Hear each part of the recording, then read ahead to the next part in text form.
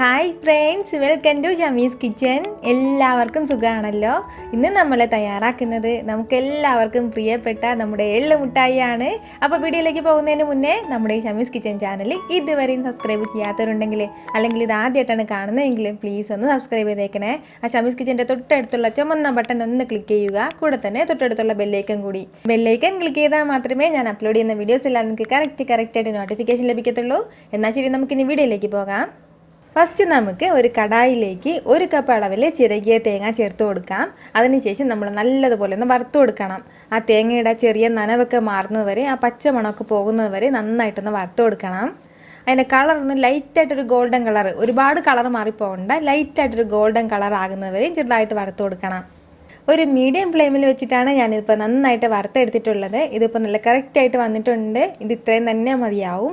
പിന്നെ നമുക്ക് ഇതിലേക്ക് ചേർക്കേണ്ടത് നമ്മുടെ എള്ളു മിഠായിയുടെ മെയിൻ ആയിട്ടുള്ള എള്ളാണ്. ഞാനിപ്പോൾ വെള്ള എള്ളാണ് ഇപ്പോൾ ഇതിലേക്ക് ചേർക്കുന്നത്. നമുക്ക് വേണമെന്നുണ്ടെങ്കിൽ കറുത്ത എള്ളുണ്ടെങ്കിൽ അത് ചേർത്താലും മതിയാവും. 1 കപ്പ് അളവിലാണ് ഞാനിപ്പോൾ ഇതിലേക്ക് വെള്ള എള്ള് ചേർക്കുന്നത്. ഇനി ഇതിലേക്ക് നമുക്ക് ചേർത്ത് കൊടുക്കേണ്ടത് കുറച്ച് നട്ട്സാണ്. ഞാനിപ്പോൾ കുറച്ച് ബദാം എടുത്തിട്ടുണ്ട്. അത് ചെറുതായിട്ട് ഇങ്ങനെ തല്ലി വെച്ചിരിക്കുകയാണ്. ഒരു 1/2 കപ്പ് അളവിലാണ് എടുത്തിട്ടുള്ളത്. നമ്മുടെ കയ്യിൽ എന്ത് നട്ട്സ് ഉണ്ടോ അതൊക്കെ ചേർക്കാം. ഞാനിപ്പോൾ ബദാമാണ് ചേർക്കുന്നത്. പിന്നെ ഞാൻ ഇതിലേക്ക് എടുത്തിട്ടുള്ളത് കുറച്ച് പംകിൻ സീഡ്സ് ആണ്. അപ്പോൾ ഇത് നമുക്ക് സൂപ്പർ മാർക്കറ്റിലൊക്കെ വാങ്ങാൻ വേണ്ടിയിട്ട് കിട്ടും. ഇതുപോലെ പംകിൻ സീഡ്സ് വാങ്ങി വെച്ചാൽ നമുക്ക് സ്വീറ്റ്സ് ഒക്കെ തയ്യാറാക്കുമ്പോൾ അതിലേക്ക് ചേർക്കാം. അതുപോലെ തന്നെ നമ്മൾ ഹൽവ തയ്യാറാക്കുമ്പോൾ അതിൽ ചേർക്കാം. അങ്ങനെയൊക്കെ കുറേ യൂസൊക്കെ ഉണ്ട് ഈ പംകിൻ സീഡ്സിന്. ഞാനിത് 100 ഗ്രാം 35 രൂപയ്ക്കാണ് വാങ്ങിയിട്ടുള്ളത്. ഇപ്പോൾ ഇത് 50 ഗ്രാം കൂടി ഇല്ല, വളരെ കുറച്ച് മാത്രമേ ഉള്ളൂ. അപ്പോൾ അതും കൂടി നമ്മൾ ഇതിലേക്ക് ചേർക്കുകയാണ്.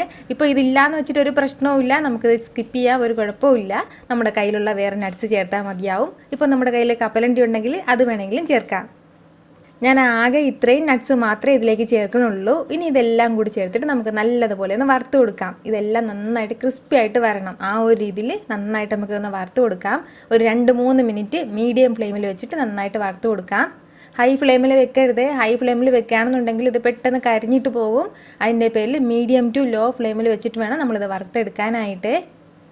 ഇതിപ്പോൾ ഏകദേശം ഒരു 2 മിനിറ്റോളം ആയിട്ടുണ്ട്. നമ്മുടെ എള്ളും നട്ട്സും എല്ലാം നന്നായിട്ട് വറുത്തിട്ട് കിട്ടിയിട്ടുണ്ട്. ഇത് ഇത്രയും തന്നെ മതിയാവും. ഇനി നമുക്കിതൊരു മറ്റൊരു പ്ലേറ്റിലേക്ക് മാറ്റി ഒന്ന് തണുക്കാൻ വേണ്ടിയിട്ട് വെക്കാം.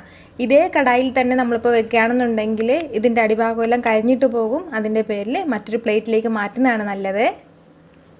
ഇതൊന്ന് തണുത്തിട്ട് വരുന്ന സമയം കൊണ്ട് നമുക്ക് കുറച്ച് ശർക്കര പാനി തയ്യാറാക്കി എടുക്കണം. അപ്പോൾ അതിന് വേണ്ടിയിട്ട് ഞാനിപ്പോൾ ഒരു 200 ഗ്രാം അളവിൽ ശർക്കര എടുത്തിട്ടുണ്ട്. ഇത് വെള്ള ശർക്കരയാണ്. അപ്പോൾ അതിൻ്റെ കൂടെ തന്നെ കുറച്ച് വെള്ളം, ഒരു 1/4 കപ്പ് അളവിൽ മാത്രം വെള്ളം കൂടെ ചേർത്ത് കൊടുത്തിട്ട് നല്ലതുപോലെ നമുക്കിതൊന്ന് തിളപ്പിച്ചെടുക്കാം. അധികം വെള്ളം നമ്മളിതിലേക്ക് ചേർക്കരുത്, വളരെ കുറച്ച് മാത്രമേ വെള്ളം ചേർക്കാവൂ.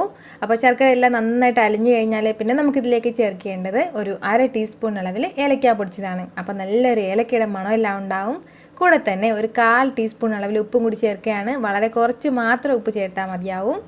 പിന്നെ നമുക്ക് ഇതിൻ്റെ കൂടെ ചേർക്കേണ്ടത് 1 ടേബിൾ സ്പൂൺ അളവിൽ നെയ്യ് കൂടിയാണ്. നെയ്യും ചേർത്തിട്ട് നമ്മൾ നേരത്തെ തണുക്കാൻ വേണ്ടി വെച്ചിരുന്നില്ലേ എള്ള്, അതെല്ലാം കൂടി തട്ടിയിട്ട് നന്നായിട്ട് നമുക്കൊന്ന് മിക്സ് ചെയ്തെടുക്കാം. ഇപ്പോൾ ഇതിൽ ഇച്ചിരി വെള്ളം ഇങ്ങനെ ഉണ്ട്, അതൊക്കെ നന്നായിട്ട് മാറുന്നത് വരെ, ഡ്രൈ ആകുന്നത് വരെ നമ്മൾ നല്ലതുപോലെ ഇത് മിക്സ് ചെയ്ത് കൊടുത്തുകൊണ്ടേ ഇരിക്കണം. മീഡിയം ഫ്ലെയിമിൽ തന്നെ വെച്ചിരുന്നാൽ മതിയാവും. അപ്പോൾ ശർക്കരയിൽ ഒഴിക്കുന്ന വെള്ളം കുറച്ച് കുറവായിരുന്നു എങ്കിൽ നമുക്കിതിൻ്റെ ഒരുപാട് സമയമൊന്നും നമ്മളിങ്ങനെ വഴറ്റേണ്ട ആവശ്യം വരില്ലായിരുന്നു. ഇനി നമ്മൾ ഈ എള്ളിലുള്ള കംപ്ലീറ്റ് വെള്ളവും വറ്റിച്ചെടുക്കണം. ഇതിപ്പോൾ നല്ലതുപോലെ ഡ്രൈ ആയിട്ട് വന്നിട്ടുണ്ട്. നമ്മളിതിലേക്ക് ഒഴിച്ചു കൊടുത്ത വെള്ളം കംപ്ലീറ്റ് ആയിട്ട് വറ്റിയിട്ടുണ്ട്. ഇപ്പോൾ ആകെ നമ്മൾ ആ ചേർത്ത് കൊടുത്ത ശർക്കര മാത്രമേ ഇതിലിപ്പോൾ ഉള്ളൂ. ഇത് ഇത്രയും തന്നെ മതിയാവും. ഇനി നമ്മൾ ചെയ്യേണ്ടതെന്ന് വെച്ചാൽ നമ്മളിപ്പോൾ ഏത് ട്രേയിലേക്കാണോ ഇത് മാറ്റേണ്ടത്, നമുക്കിനി സെറ്റ് ചെയ്യണം വേണ്ടത്. നമുക്ക് വേണമെന്നുണ്ടെങ്കിൽ ചെറിയ ചെറിയ ബോൾസ് ആയിട്ട് തയ്യാറാക്കാം. അല്ലാന്നുണ്ടെങ്കിൽ നമുക്ക് സെറ്റ് ചെയ്യുന്ന ആ പ്ലേറ്റിലേക്ക് ഒന്ന് മാറ്റാം. ഞാനിപ്പോൾ ഒരു ബട്ടർ പേപ്പറിലേക്കാണ് ഇത് മാറ്റുന്നത്. ബട്ടർ പേപ്പറിൽ കുറച്ച് നെയ്യ് ഇങ്ങനെ പുരട്ടി കൊടുത്തിട്ടുണ്ട്. അതിൻ്റെ പുറത്തേക്കാണ് ഞാനിതിപ്പോൾ വെക്കുന്നത്. ബട്ടർ പേപ്പറിലേക്ക് എള്ളു മിഠായി എല്ലാം വെച്ച് കഴിഞ്ഞാൽ പിന്നെ നമുക്ക് എന്തെങ്കിലും ഒരു ഉരുളൻ പടി കൊണ്ട് ചെറുതായിട്ട് ഒന്ന് പ്രസ് ചെയ്ത് കൊടുക്കാം. അപ്പോഴത്തേക്ക് ഇത് കംപ്ലീറ്റ് ആയിട്ട് ഇങ്ങനെ ഫുള്ളായിട്ട് ഇങ്ങനെ പരന്നിട്ട് കിട്ടും. അതിന് വേണ്ടിയിട്ടാണ്. ഇതിപ്പോൾ നമ്മൾ ബട്ടർ പേപ്പറിൽ വെക്കുന്നതിൻ്റെ പേരിലാണ് ഇങ്ങനെ ചെയ്യുന്നത്. അതല്ല നമ്മുടെ കയ്യിൽ ട്രേ ഉണ്ടെങ്കിൽ അതിൽ ചെയ്താലും മതിയാവും. ഇതൊന്നും വേണ്ട, നമുക്ക് വേണമെന്നുണ്ടെങ്കിൽ ചെറിയ ചെറിയ ബോൾസ് ആയിട്ട് നമ്മുടെ എള്ളുണ്ടല്ലോ അതുപോലെ ചെറിയ ചെറിയ ബോൾസ് ആയിട്ട് പിടിച്ചെടുത്താലും മതിയാവും. ഇതൊന്ന് ചെറുതായിട്ട് തണുത്തതിന് ശേഷം നമുക്ക് ഇഷ്ടമുള്ള രീതിയിൽ ഇതൊന്ന് കട്ട് ചെയ്ത് കൊടുക്കാം. അപ്പോൾ നമ്മൾ ഇങ്ങനെ ബോൾസ് ആയിട്ട് എടുക്കുകയാണെന്നുണ്ടെങ്കിൽ പോലും ചൂട് മാറുന്നതിന് മുന്നേ തന്നെ അത് ചെയ്തെടുക്കണം. അല്ലാന്നുണ്ടെങ്കിൽ തണുത്ത് കഴിഞ്ഞാൽ നന്നായിട്ട് ഉറഞ്ഞിട്ട് പോകും. പിന്നെ നമുക്കൊന്നും ചെയ്യാൻ പറ്റില്ല. നമ്മുടെ ഈ കപ്പലണ്ടി മിഠായിയൊക്കെ ഉള്ളതുപോലെ തന്നെ നല്ല സെറ്റായിട്ടായിരിക്കും പിന്നെ ഉണ്ടാവുക. നന്നായിട്ട് തണുത്ത് കഴിഞ്ഞാൽ നമ്മുടെ സൂപ്പർ ടേസ്റ്റി ആയിട്ടുള്ള എള്ളു മിഠായി റെഡി ആയിട്ടുണ്ടാവും. വളരെ വളരെ ടേസ്റ്റി ആയിട്ടാണ് നമുക്ക് എള്ളു മിഠായി കിട്ടുന്നത്. ഒരു തവണയെങ്കിലും നിങ്ങൾ ഇതുപോലെ എള്ളു മിഠായി വീട്ടിൽ തയ്യാറാക്കി നോക്കിയാൽ നിങ്ങൾ പിന്നെ പുറത്തുനിന്ന് മിഠായി ഒന്നും വാങ്ങില്ല. അത്രയ്ക്കും ടേസ്റ്റി ആയിട്ടാണ് നമുക്ക് ഈ എള്ളു മിഠായി കിട്ടുന്നത്. അപ്പോൾ ഉറപ്പായിട്ട് ഇതൊന്ന് ട്രൈ ചെയ്ത് നോക്കണം. ട്രൈ ചെയ്ത് നോക്കിയതിന് ശേഷം എൻ്റെ ഫീഡ്ബാക്കൊക്കെ എന്നെ അറിയിക്കുകയും വേണം. ഈ വീഡിയോ നിങ്ങൾക്ക് ഇഷ്ടമായിട്ടുണ്ടെന്നാണ് എൻ്റെ വിശ്വാസം. ഇഷ്ടമായാൽ ഇതൊന്ന് ലൈക്ക് ചെയ്തേക്കണം. ഇത് മറ്റുള്ളവരും കാണണമെന്ന് ആഗ്രഹിക്കുന്നുണ്ടെങ്കിൽ നിങ്ങളുടെ ഫ്രണ്ട്സിനും ഫാമിലിക്കും എല്ലാവർക്കും ഒന്ന് ഷെയർ ചെയ്ത് കൊടുക്കാനും മറക്കരുത്. വീണ്ടും നല്ലൊരു ഉഷാറ് വീഡിയോ ഞാൻ വരുന്നതായിരിക്കും.